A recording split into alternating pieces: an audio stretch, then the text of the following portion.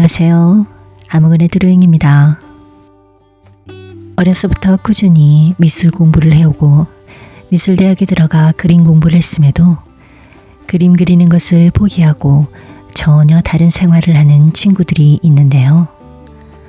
반면에 그림 공부라고는 초등학교, 중학교 때 미술 시간에 배웠던 것 말고는 없는데 성인이 되어서 그림 공부를 시작해 작가로서 인생 전환을 하는 사람들이 있습니다. 장르는 다양하지만 오랜 세월 그림을 그려오면서 알게 된 것은요. 그림은 단순히 기술적인 손재주만으로 그리는 것이 아니라는 것입니다. 예전에 그림에 재능이 있고 기술적으로 묘사력 또한 매우 뛰어난 친구가 있었는데요. 이상하게 그림 그리는 것을 매우 힘들어하고 억지로 그리는 것처럼 느껴지더라고요. 알고 보니 재능이 있고 기술이 뛰어나지만 성격적으로 그림 그리는 것이 그 친구에게는 맞지가 않았던 거였습니다. 이처럼 그림을 그리는 행위는요, 성격적인 영향을 많이 받는 것 같은데요. 그럼 어떤 유형의 성격이 그림을 잘 그릴 수 있는 사람들일까요? 그래서 저의 경험을 통해 그림을 잘 그리는 사람들의 특징을 몇 가지로 정리를 해보았습니다.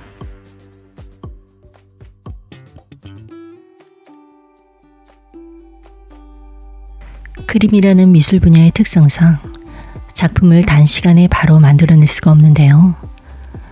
그래서 오랜 시간 인내심을 갖고 꾸준히 파고들 수 있는 참을성과 집중력을 필요로 합니다.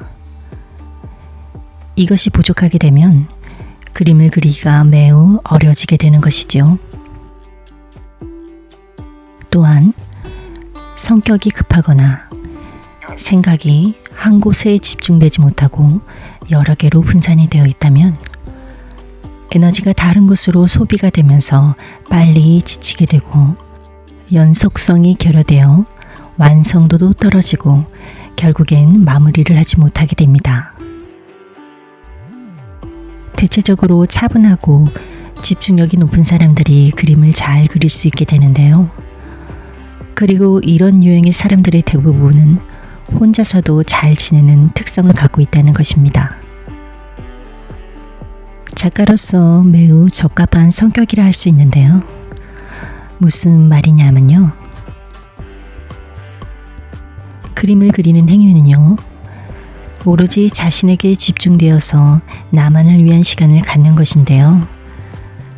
계속해서 어제 만난 친구 생각을 한다거나 봄바람이 살랑살랑 불면서 어딘가로 놀러가고 싶어진다거나 저녁에 누군가를 만나서 술이나 한잔하고 싶어진다거나 하는 등 자꾸 어디를 가고 싶고 누군가를 만나고 싶고 하는 마음이 자주 들게 되면서 집중력이 떨어지고 그림을 그릴 수가 없게 되는 것입니다.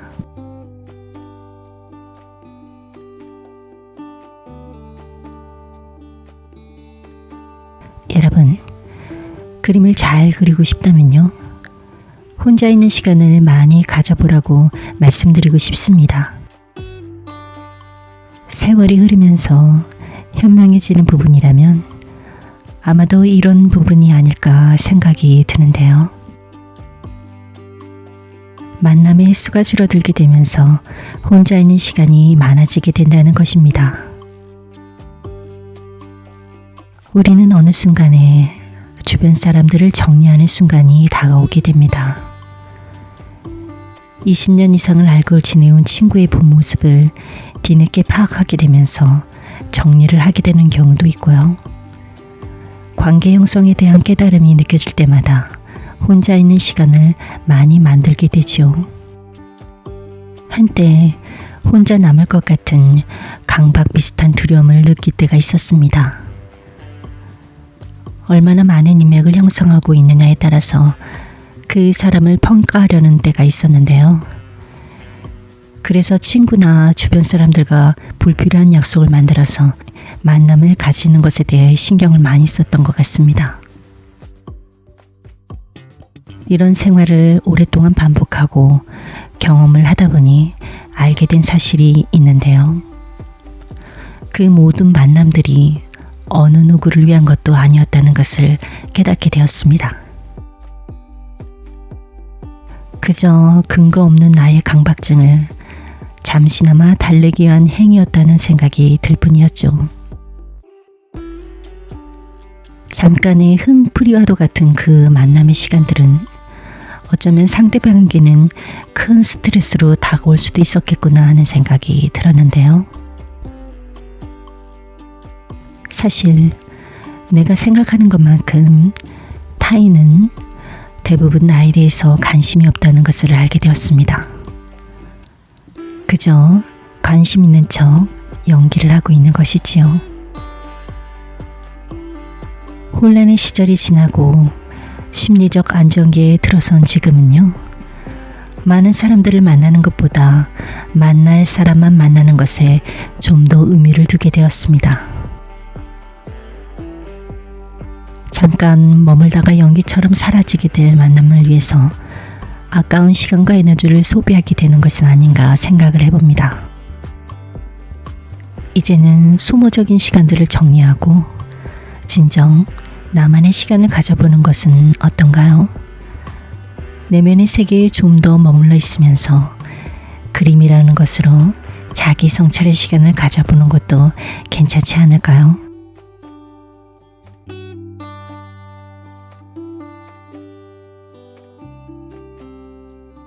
그림을 잘 그리는 사람들의 공통점이 있는데요.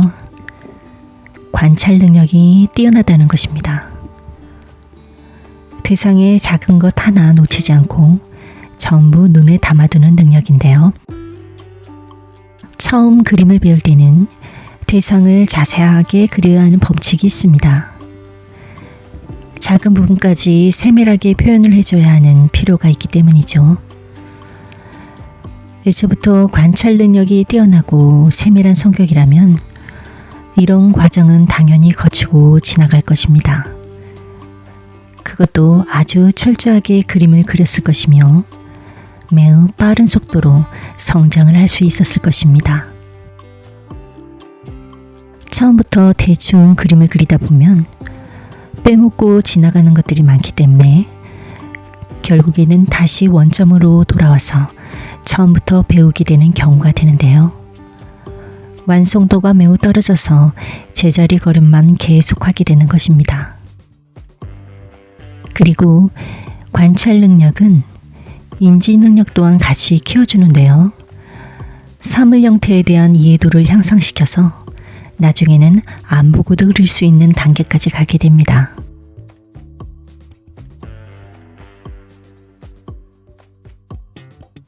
네 번째로 그림을 잘 그리는 사람들의 특징은요. 엉덩이가 무거운 성격인데요. 진득하게 오랜 시간 앉아서 그림을 그리는 사람들을 말하는 것입니다. 사실 그림 그리는 데 있어 가장 중요한 부분이 이 부분이라고 생각하는데요. 오랫동안 앉아만 있는 것도 쉽지 않은데 그림까지 그려야 하니 참 힘들겠죠? 대부분 사람들은 기술과 손재주만 있으면 그림을 무조건 잘 그린다고 알고 있는데요. 사실 어느 누구든 엉덩이가 가벼우면 절대로 그림을 잘 그릴 수가 없습니다. 지금까지 했던 말과 내내 같은 의미일 수 있는데요. 몇 시간이고 끈기 있게 앉아서 그림을 그릴 수 있는 사람이라면 반은 성공한 것이나 다름이 없다고 말할 수 있습니다. 얼마나 오랫동안 많이 그림을 그리느냐가 그 성패를 좌우하는 것이지요. 오랜 세월 그림을 그렸어도 많은 시간을 자리에 앉아있지 않았다면 그림을 많이 그렸다고 볼 수가 없습니다. 단시간에 그림이 늘고 싶다면 오랜 시간 자리를 떠나지 않고 그림을 그릴 수 있는 훈련을 해보세요. 그 대신 의자는 자신과 맞는 편한 의자를 선택해야 합니다. 가끔씩 스트레칭도 해주시고요. 그런데요, 그림을 잘 그릴 수 있는 성격에 속하지 않아도요, 반대로 그림을 그리면서 잘 그릴 수 있는 성격으로 바꾸어 주는 경우가 있습니다. 산만한 성격을 차분하고 집중력이 높아질 수 있게 도와주기도 하는데요.